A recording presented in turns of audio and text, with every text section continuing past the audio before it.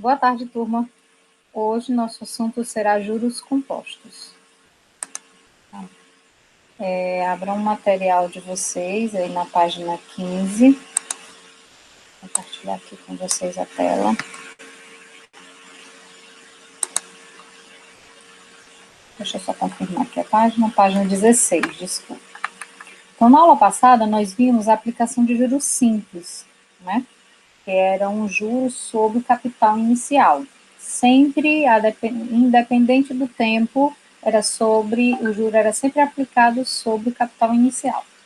Já no juro composto, a gente usa muito uma expressão juros sobre juros.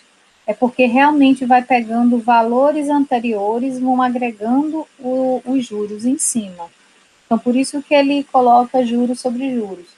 É algo muito semelhante ao que a gente falou sobre aumentos e descontos sucessivos, uma das nossas aulas anteriores de matemática financeira. Vamos acompanhar uma situação onde se aplica o juro composto. Na tabela abaixo, a evolução do montante gerado pelo investimento de R$ 1.000 a uma taxa de 2% ao mês sobre os regimes de capitalização estudados. A taxa é a mesma, só que uma usará o regime de juros simples e a outra usará o regime de juro composto. A taxa e no mesmo período de tempo. Então, vamos lá. Então, início, juro simples e juro composto, montante inicial, ele chama de M0, é 1.000. Após um mês, lembrando lá, 1.000, capital inicial, mais capital vezes a taxa vezes o tempo. Essa fórmula estendida aqui, ela foi estudada na aula anterior. Deixa eu só revisar rapidinho uma pequena amostra dela. Essa daqui, ó. Capital, montante é igual ao capital, mais capital vezes a taxa vezes o tempo, que depois a gente sintetiza ela, colocando o capital em evidência, me sobra 1 mais a taxa vezes o tempo. Só que lá no livro ele abre o assunto de juro composto, ele mostra para vocês nessa abertura, até mesmo para você entender o passo a passo, tá bom? Voltando lá então, o nosso exemplo de juro composto.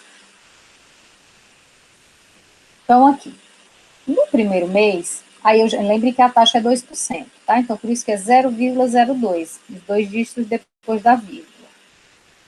Vezes 1, porque é a quantidade de meses, é o tempo. Está dando um total de R$ 1.020.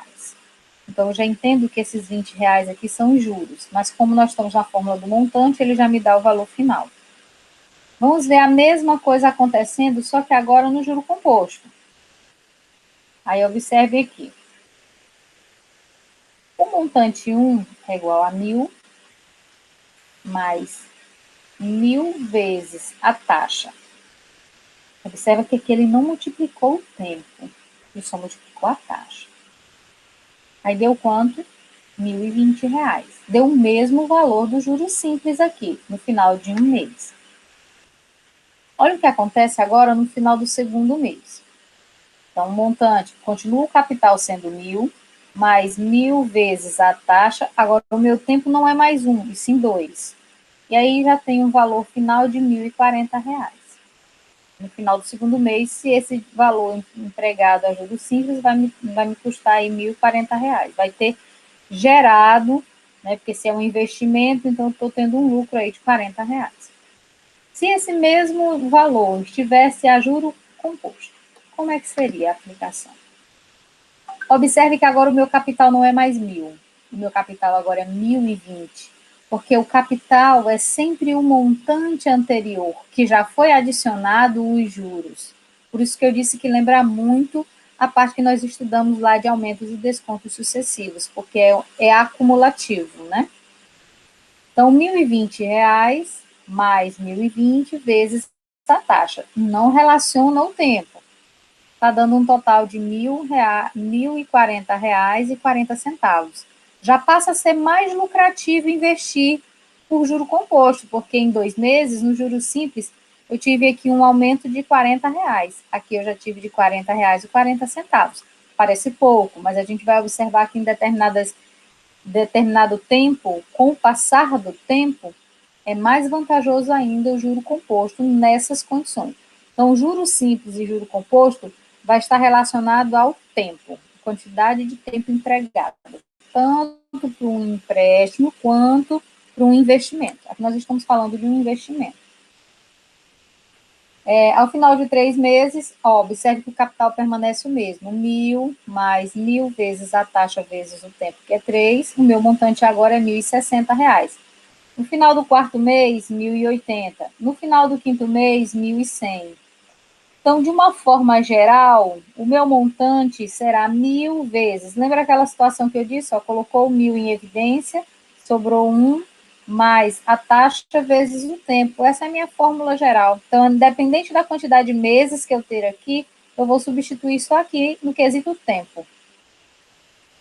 Já no juro composto, a gente observa que o capital, que era o mesmo lá no juro simples, no juro composto vai sendo acumulativo, é sempre o do mês anterior. Então, aqui foi 1.000, coincidentemente o mesmo daqui, porque o valor do montante inicial era 1.000. Então, por isso que no primeiro mês também foi 1.000. Mas a partir do segundo mês, já pegou o montante anterior, 1.020, R$ 1.040,40, que foi o anterior. Quando eu somo com R$ 1.040,40 e multiplico pela taxa, eu já chego a um valor de R$ 1.061,21. Se você observar os valores todos, a partir do segundo mês, é mais vantajoso a aplicação de juro composto, nessa condição aqui, investimento, tá? Ó, M4 vai para R$ 1.082,43, até chegar à fórmula, eu chamo de genérica. O montante em decorrência do tempo vai ser 1.000 vezes 1 mais a taxa. Agora, observe, está elevado a T, porque é dependendo do valor anterior.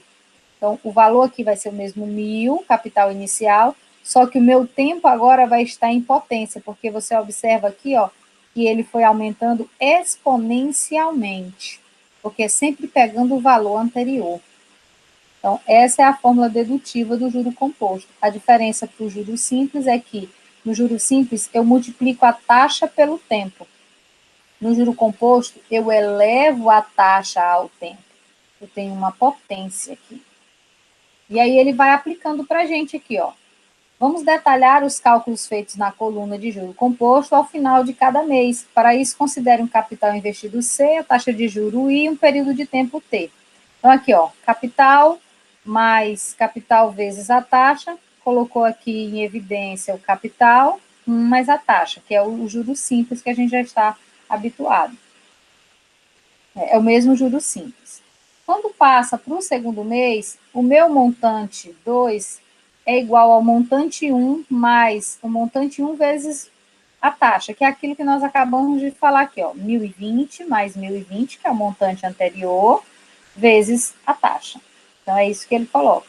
Se a gente for colocando assim, de forma genérica, ele vai abrindo aqui para vocês, M1 mais M1 vezes a taxa vai ser igual. Ele coloca o M1 em evidência e fica 1 mais a taxa.